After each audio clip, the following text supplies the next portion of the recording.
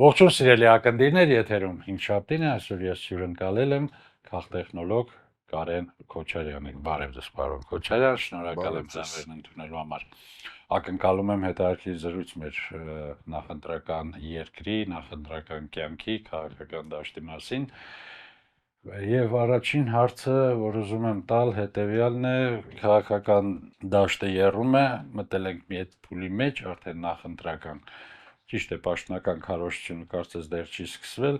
բայց քաղաքական դաշտը եռում է, այնուամենայնիվ քաղաքական հստակություններ դեռ չկան։ Ես այսպես եմ տեսնում, դիճուք, ասենք, չես հասկանում, ով ում դեմ է պայքարում, բոլոր պայքարում են, բայց այդ առումով ես էլ չեմ հասկանում, ճիշտն ասած, ով ում դեմ է պայքարում, բայց հստակություն կարծեք թե ընդգծվում է, արդեն ուրվագծվում է հստակությունը, որովհետև իհարկե պարզ է, երբ սկսվի ընտրարշավը, երբ արդեն կենտրոնական ընտրական հանձնաժողովը պաշտոնապես հայտարարի բոլոր մասնակիցներին, արդեն ավելի հստակ կլինի, բայց պարզ է, որ կան ռեալ կա իշխանություն իդեմս ԿՊ-ի եւ կան մի քանի ընդդիմադիր, այսպես ասած, ուժեր, որոնք հայտարարել են արդեն, որոնք ճիշտ է դեռ կարծում եմ բանակցությունների փուլում են, բայց արդեն դա վերջնական փուլն է, կարծեք թե գոնե Հայաստան դաշինքը, ուժեղ Հայաստանը, Գագիկ Ծառուկյանը եւ Միասնության թևերը Արման Թաթոյանի, այս 4-ը շատ պարզ երևում է, որ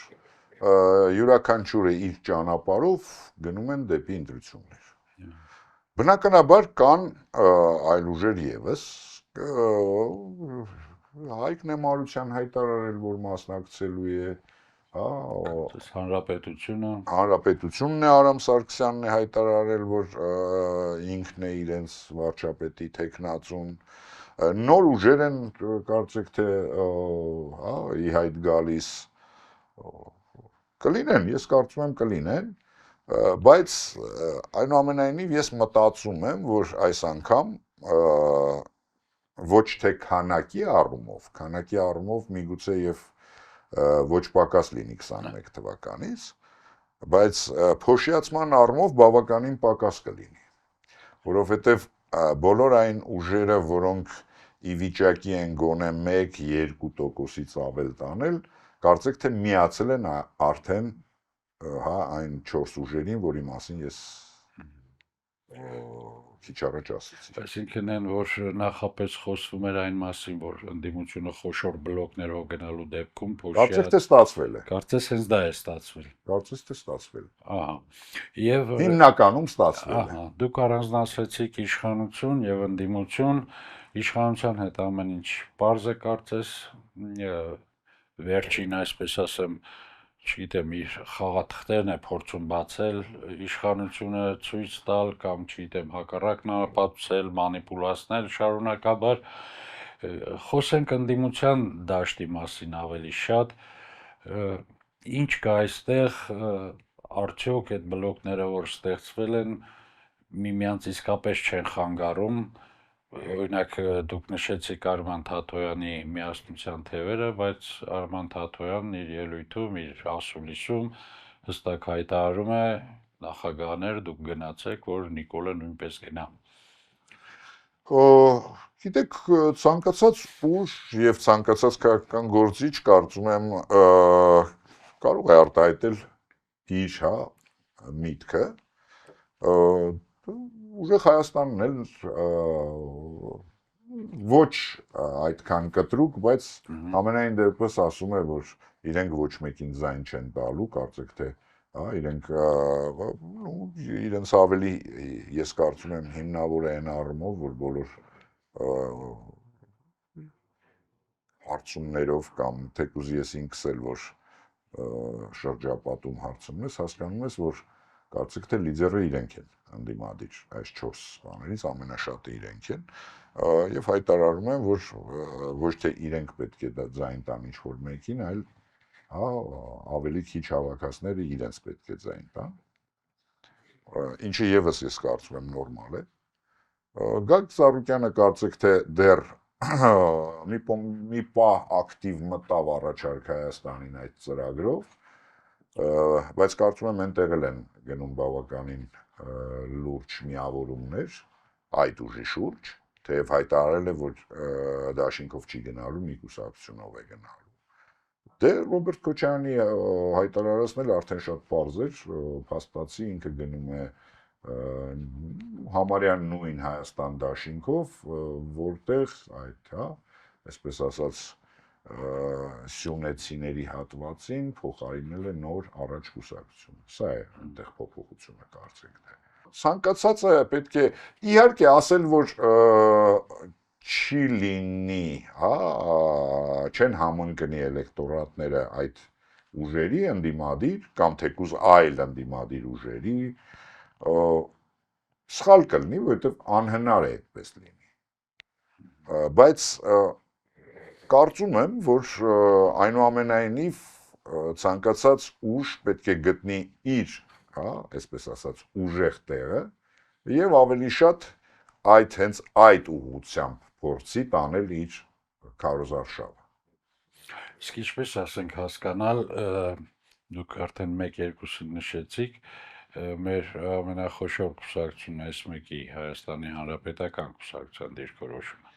Այստեղ կարծես ոչ մի տեղ չկա, բայց ամեն տեղ կա։ Այսինքն այդ դա կուսակցությունը, որը ունի թե միայնակ շեմը հաղթահարելու, թե ինչ-որ բլոկներ ձևավորելու, բլոկ ձևավորել, բոլոր շանսերն ունի։ Ես ինչքան հասկացա, այնտեղ երկար տատանվում էին մասնակցել, չմասնակցել, ես ասეთ համամիտ եմ, որ առանձին մասնակցելով ըստ իս հաստատ կհաղթահարեն, այդքան ռեսուրս եւ հնարավորություն եւ փորձ եւ մարդկային ռեսուրս եւ կառույցներ, մարզային այդ ամեն ինչը ունի այդ կուսակցությունը, բայց հենց եթե չեմ շփոթվում 3 էր թե այսօր էր ես կարդացի Արմեն Աշոտյանը հայտարարել էր, որ մենք թիկունքից կօգնենք ընդդիմությանը։ Դա նշանակում է ոչ իրենց անունով հանդես կգան։ Իհարկե պաշտոնական դեռ որևէ հայտարարություն չի եղել մասնակցելու, բայց օրինակ այդ ֆրազայից ես հասկանում եմ, որ իրենք չեն մասնակցելու։ Հա, բայց պարզ է, չէ, որ օրինակ նույն Արթուր Վանեցյանը, որը արդեն հայտարարել է, որ չի մասնակցելու, բոլոր այդ ուժերը ունեն իրենց ռեսուրսները։ Այդ թվում օրինակ հանձնաժողովում տեղեր, հա, օրինակ իրենց կառույցները տեղական, օրինակ մեդիաներ եւ այլն եւ այլն։ Եվ ես գրեթե չեմ կասկածում, որ այդ բոլոր այդ ռեսուրսները կծառայեն այս կամ այն ընդդիմադիր թևին։ Այնուամենայնիվ կմնան ընդդիմության մեջ եւ պառակտման հարցում գոնե ընդդիմության աջակից չեն լինի։ Հուսով եմ, մեծ հույսեր ունեմ դրա հետ։ Եվ իհարկե գործընթացները ղեկավարում կազմակերպում են մարդիկ, դեմքերի առումով կուզենայի մի երկու խոսք ասեիք, այսօր քաղաքական դաշտում արդյոք միայն նախկին դեմքերն են, որոնցից ժողովուրդը, այսպես ասենք, ճակերտավոր թեկուզ հոգնել է, թե կան արդեն առաջ են եկել, առաջին պլանում են արդեն նոր դեմքեր, թարմ ուժեր, մարդիկ, որոնց ժողովուրդը ուղղակի համակրում է։ Տեսեք, նախ ես որ չասեմ էլ ինձ թվում է բոլորը տեսնում են, որ առնվազն երկու ուժ հանդես է գալիս գրեթե բացառապես նոր դեմքերով։ Խոսքը ուժեղ Հայաստանն է, Սամվել Կարապետյանի, որը ցավոք առայժմ դե բնականաբար ինքը չի կարող, բայց բոլոր այն երիտասարդները, որոնց մենք տեսնում ենք արդեն մոտ 6 ամիս է, 6-7 ամիս է, պարզ է, որ այնտեղ էլ կան, հա, կան մարդիկ, որոնք ունեն խարիզմա ավելի միանգամից գրավում են, կան մարդիկ, որոնք այդքան էլ բան չեն, դեռ որովհետև անփորձ են, որովհետև դեռ ժամանակ է պետք եւ այլն, թեև կան բավականին արդեն, որ շատ արագ աճեցին, այդ թվում նույն Նարեկը Կարապետյան, ես կարծում եմ, ֆանտաստիկ աճեց այս ընթացքում։ Եվ իհարկե Արման Թաթոյանի ուժը, որը եւս, հա, փաստացի այնտեղ լրիվ նոր դեմքեր են, այդ թվում նոր ասելով տեսեք, այնտեղ Արմանը Թաթոյան ճանաչված էր որպես միփ եւ որպես մարդ, որը այդ իրավական հարցերով, մարդու իրավունքների հետ կապված, նույն արցախցիների իրավունքների հետ կապված շատ գործ է արել։ Այնտեղ կա ինձ համար շատ հետաքրքիր կերպար, որին ես բացահայտել եմ, երբ ինքը եկել է ինձ մոտ հյուր ոդկասթին, խոսքը Շահենի մասին է, Շանթի որդու, որը շատ խարիզմատիկ երիտասարդ է, պարզ է, ինքը սովոր է, հատկապես փողոցային պայքարին վաղուց է սովոր, մենք ինքներս տեսել ենք ժամանակին, թե այն ժամանակ, երբ շատ դեռ կարելի ասել պատանի էր, եւ հոր համար ոնց էր պայքարում փողոցում, ոնց բռնեցին, տարան, այդ ամեն ինչը հիշում ենք, բայց հիմա արդեն Շահենը ես կարծում եմ աճել է եւ դառել է բավականին հետաքրքիր կերպար։ Պարզ է, որ այնտեղ նույն միասնության թևերում կա Դավիթ Հանանյան, որը խարիզմատիկ է բավականին։ Կա ես պարզապես ճանաչում եմ, ինքը հələ դեռ չի երևում, ես կարծում եմ ժամանակ կգա, ինքն էլ դուրս կգա, նույն ուժեղ Հայաստանում Գրիշանա Թամրազյան, որը ունի բավականին մեծ քաղաքական պայքարի փորձ, այնտեղ կա Գոհարը Մելոյան, այնտեղ կա Դավիթը Ռազինյան, այնտեղ մի խոսքով, հա, այնպես ես հիմա բոլորի անունը գրեթե տվեցի, որոնք մի մասը ունեն քաղաքական պայքարի փորձ, բայց ձեր նշած այդ հոգնածրած դեմքերը չեն, մյուս մասը դեռ չունի այդ փորձը, բայց թրծվելու ընթացքում է, հա, այդ process-ի մեջ է։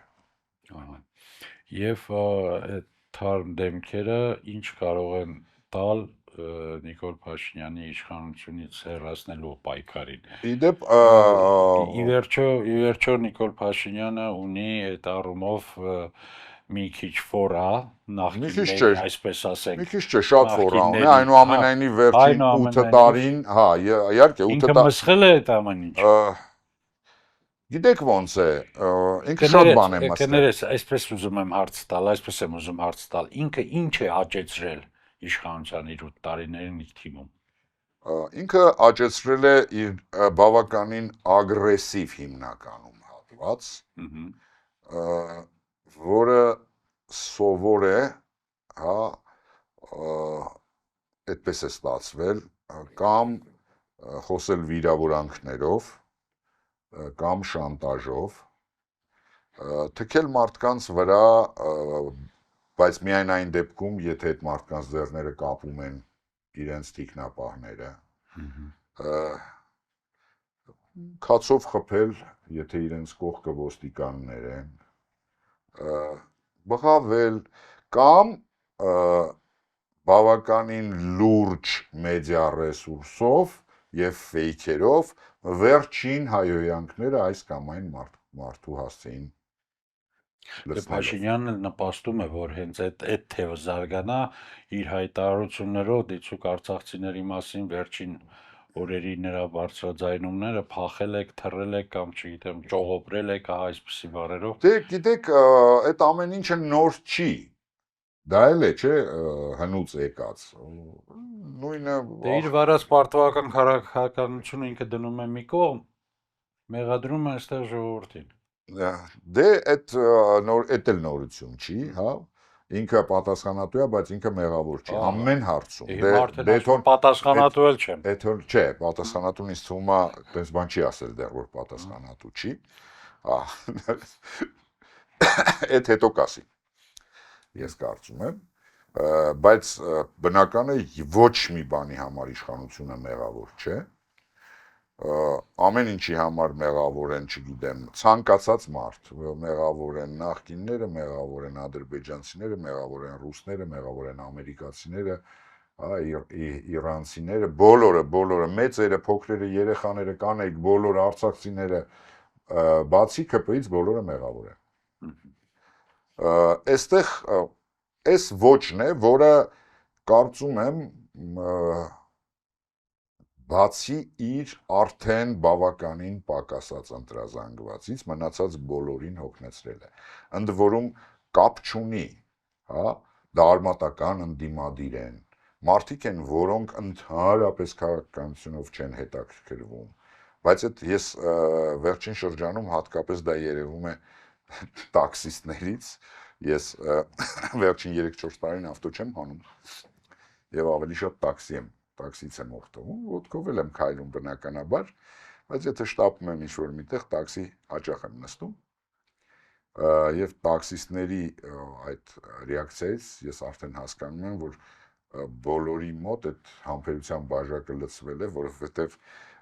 այն խոսքերը, որ ես լսում եմ տաքսիստներից, իշխանությունների հասցեին,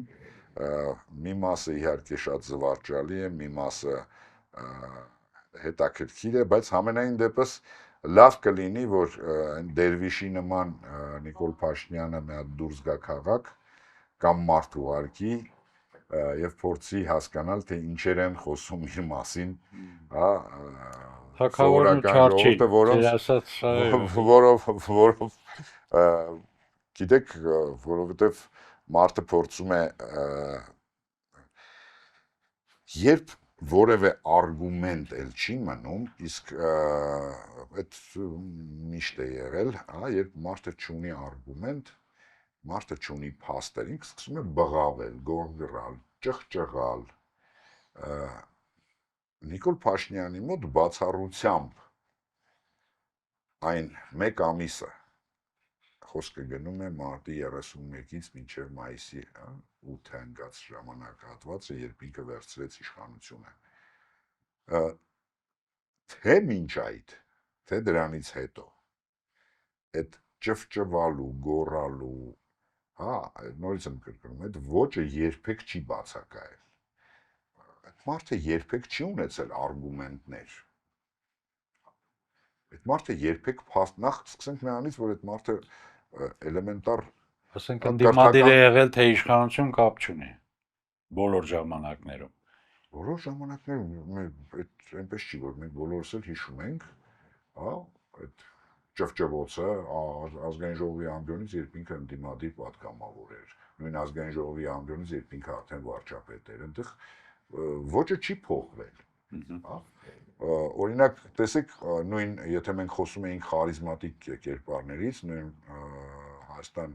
դաշինքում աճեց ինձ համար, աճեց այս տարիներին մի շատ խարիզմատիկ գործիչ, խոսքը Աննայի մասին է Գրիգորյան, որը կարծեք թե գտել է այդ խոսելու, հա, ոճը Նիկոլ Փաշինյանի հետ եւ երբեք տոն չի բարձրացնում, երբեք, հա, այդ ճվճվոցին ինքը փորձում է հակադարձել այդ իր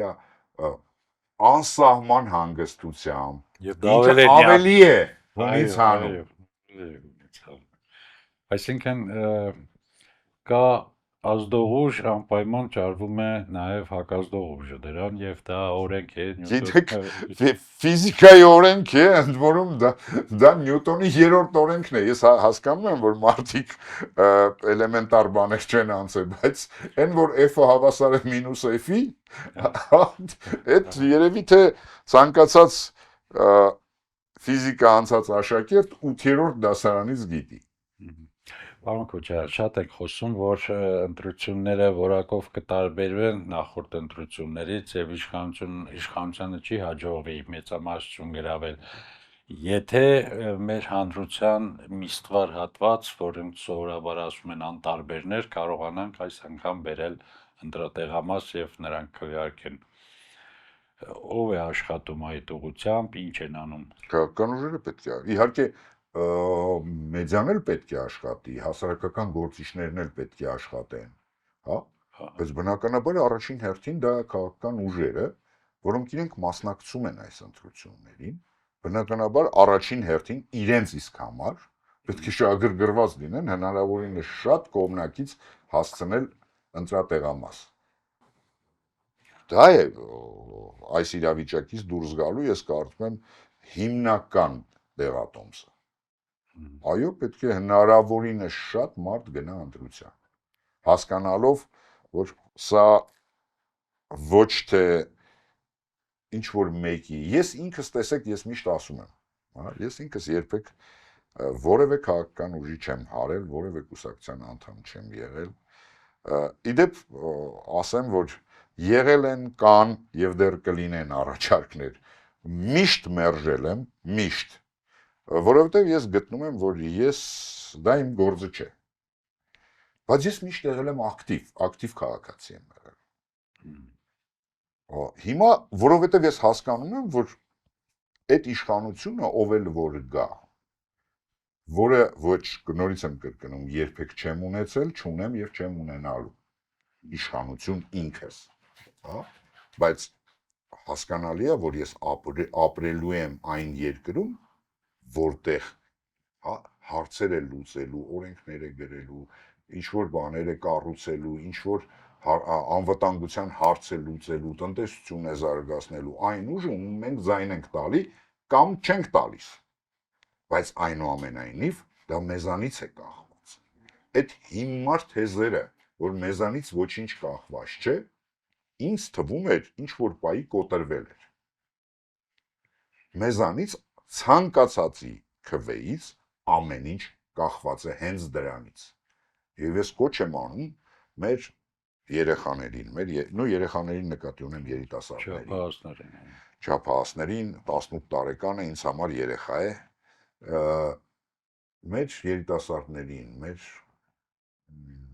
մեծահասակները երևի թե ամենաակտիվն են միշտ լինում, հատուշակառուները,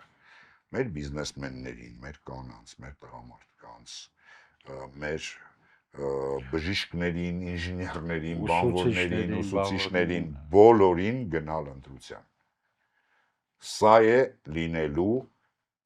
ընդհանրապես մի կողմ դնենք հենց այս ընտրությունները։ Նորմալ պետություն ունենալու միակ գրավականը դա քաղաքացիների ակտիվությունն է, ընդհանուր առմամբ եւ մասնավորապես ընտրությունների օրը։ Եվ այսպես երկու բան, խաղաղություն եւ Արցախ, այս թեմաները ինչպես կազդեն ըստ ձեզ ընտրական գործընթացի վրա եւ արդյոք քաղաքական ուժերը դրանք կարող են օգտագործել որոշակի ընտրազանգված գեներացնելու համար։ Կգնա ժողովուրդը այդ թեզերի հետևից։ Արժանապատիվ խաղաղություն ես նկատի ունեմ եւ իհարկե արցախցիների իրավունքներ։ Տեսեք, կարծեք թե վաղուց արդեն պարզ է, որ անվտանգության խնդիրը առաջնային է բոլորի, կամ գրեթե բոլորի, այսպես միանշանակ չասեմ բոլորի, բայց այնուամենայնիվ ճնշող մեծամասնությունը Հայաստանի Հանրապետության առաջնային է համարում անվտանգության խնդիրը։ Այլ հարց է, թե ցանկացածը ինչպես է տեսնում այդ անվտանգությունը։ Բնականաբար ինչ որ մի հատված հավատում է Նիկոլ Փաշինյանի խաղաղությանը, ես բազմիցս ասել եմ, որ Նիկոլ Փաշինյանը ոչ մի բան ճիշտ չի ասել եւ սա էլ ճիշտ չի ասում, այդ մարդը ստում է, անընդհատ ստում է։ Այդ մարդը ասել է քաղաքացին տուգանքի մատերիալ չէ, ինքը ոտից գլուխ դարձրել է տուգանքի մատերիալ քաղաքացուն։ Այդ մարդը ասել է, որ պետք է Արցախը Հայաստան է եւ վերջ հիմա ասում է ես սխալվել եմ։ Այդ մարդը ինչ ասես ասել է, ոչ մի բան չի արել, լրիվ ընդ որում ոչ թե չի կարողացել, շեղվել է մի փոքր, 180 աշճանով հակառակն է արել։ Հիմա ես ինչու պետք է հավատամ Նիկոլ Փաշինյանի խաղաղությանը, որովհետև այդ նույն Նիկոլ Փաշինյանն է, որը արդեն մի քանի ամիս էր ասում էր խաղաղությունը արդեն եկել է, ու հիմա շանտաժ անում, ասում է, եթե ինչ չընտրեք, պատերազմ է լինել։ Բա ո՞նց է եկել, այ բալամ։ Այդ խաղաղությունը ո՞նց է եկել, որ դու, այսինքն, եթե չլինի Նիկոլ Փաշինյանը, վերջ Հայաստանում պերմանենտ պատերազմ առնելու։ Մենակ Նիկոլ Փաշինյանն է, Նիկոլ Փաշինյանն էլ 1000 տարի ապրելու է։ Ո՞նց հասկանամ սա։ Եվ իհարկե Արցախի հարցը։ Արցախի հարցը մի քիչ ավելի ծանր է, ես կարծում եմ ցանկացած բանական մարդ հասկանում է, որ այսօր Արցախի հարցը որպես այդպիսին այնպես ինչպես մենք ենք ուզում։ Լուծել հնարավոր չի եւ եթե որևէ ուժ ասի դա ոչ թե պոպուլիզմ է, այլ ինքը իրեն խորտակի։ Այլ հարց է, որ պարզ է, որ պետք է կարծում եմ, բնական է ընդդիմադիր, որովհետև իշխանությունը անգամ Արցախ բառը չի արտահայտում, Արցախահայերի վերադարձի հարցը, միջազգային հարթակներում, այդ բռնագաղթած ժողովրդի հարցը, բռնի տեղահանված ժողովրդի հարցը, անընդհատ տակ պահելը, դա ես կարծում եմ անհրաժեշտություն է։ Ոչ ավելին դրանից, առայժմ։ Հետո նայած իրադարձությունները տարածաշրջանային ինչպես Հետո տեսնում եք ինչ է կատարվում աշխարհում, ինչ արագությամբ է ամեն ինչ փոփոխվում, ինչպիսի տեկտոնիկ փոփոխություններ են լինում, այդ թվում նաև մեր տարածաշրջանում, որ ասում եմ, բարաթը որ լինի, Պեպոյի բարաթը միշտ պետք է ունենալ։ Երբ որ տեղը գա, երբ որ ժամանակը գա,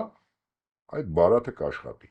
Բայց առնվազն խոսել պետք է, այլապես եթե մենք չխոսենք, ոչ ոք մեզ ոչ ոք չի խոսելու, ոչ ոքի դա պետք չէ։ Շնորհակալ եմ հետաքրքիր զրույցի համար։ Շնորհակալ։ Կհանդիպենք սիրելի բարեկամներ։